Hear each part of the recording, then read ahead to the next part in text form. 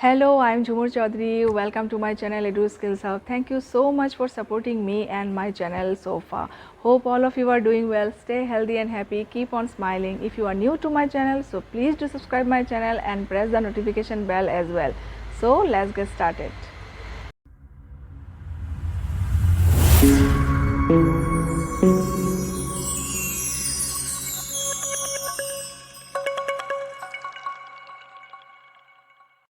Today I am going to explain the concept of total revolution, which means Sampurna Kranti, coined by Lok Nayak Jayaprakash Narayan.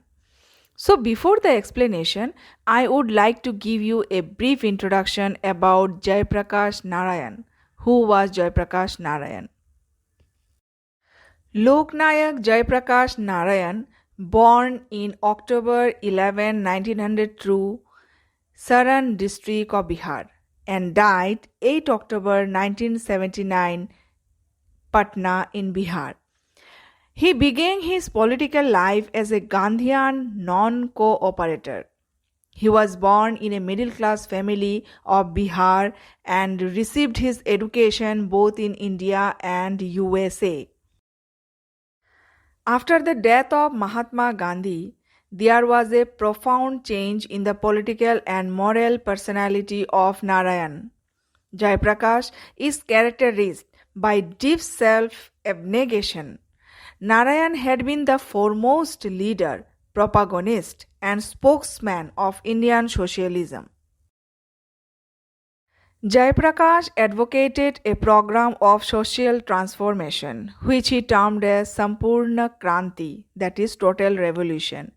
In 1974, he assumed the leadership of the youth and student movement to free the country from the totalitarian techniques of Indira Gandhi. The Bihar movement was a political movement initiated by students in the Indian state of Bihar in 1974 and led by the veteran Gandhian socialist Jayaprakash Narayan, popularly known as JP movement, against misrule and corruption in the state government. Now let's understand the total revolution in detail. Jayaprakash had a firm belief that for the reconstruction of socio-economic and political structure in the country, a total revolution is necessary. Total revolution is a combination of 7 revolutions: social, economic, political, cultural, ideological, or intellectual, educational, and spiritual. According to him, this number may be increased or decreased. For instance, the Cultural Revolution may include educational and ideological revolutions. Economic revolution may split up into industrial, agricultural, technological. Similarly, intellectual revolution may be split up into 2, scientific and philosophical. Even spiritual revolution can be viewed as made up of the moral and spiritual, or it can be looked upon as part of the cultural and so on. Now, the idea of total revolution aims at bringing about a complete change in the present structure and system of the Indian society. It may be regarded as a considerable development of the philosophy of Sarva Daya. Total revolution is not only a system of social and economic reconstruction of the Indian society, but it is also a philosophy of moral and spiritual rebirth of the Indian people. Now, what are the action techniques of total revolution? Generally, the techniques of total revolution would be those applied in the Gandhian Satyagraha. There will be persuasion, non-cooperation, civil resistance and civil disobedience, strikes, direct takeover and management and running of enterprises, the mobilization of youth and student power as the genuine revolutionary force. It is essential to counteract bureaucratic pressures. Now, we will discuss the problems as well as solutions according to total revolution.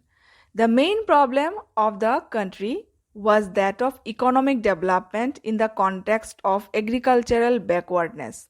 The centuries-old casteism and communalism are the main obstacles of social progress.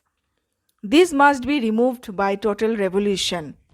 The Indian socialists renounced the concept of proletarian dictatorship. They accepted the value of civil disobedience. For total revolution, Jayaprakash stressed three techniques: organization, propaganda, and overt resistance. He also stressed the first two and add non-violent or at least peaceful before overt resistance. Land is not only the most significant category in production, it is the means of subsistence for more than 70% of the population. Total revolution seeks partially to satisfy the land hunger of the landless workers. The main question is, can the protagonist of total revolution solve the problem of land without resort to violence, especially when the Bhudan and Gramdan movement have more or less fizzled out? The realization of goals through total revolution is not so easy. The sustained activity based on systematic training is necessary to achieve the goal of total revolution. The moral revolution and the psychological remaking of man make it is a very complicated utopia. In this connection, let's quote the remark of Jayaprakash Narayan. He says, I think it needs a very strong political leadership and a very well organized political party with a mass base and its following among the intelligentsia to bring about a total revolution. That means to achieve total revolution, a very strong political leadership required. Moreover, very strong and reliable political party is necessary with a mass base for the development of the society. Hope you have understood the concept of total revolution of Jayaprakash Narayan. More videos are on the line. Keep on watching. Take a very good care of yourself. Thank you so much for watching this video. Bye bye.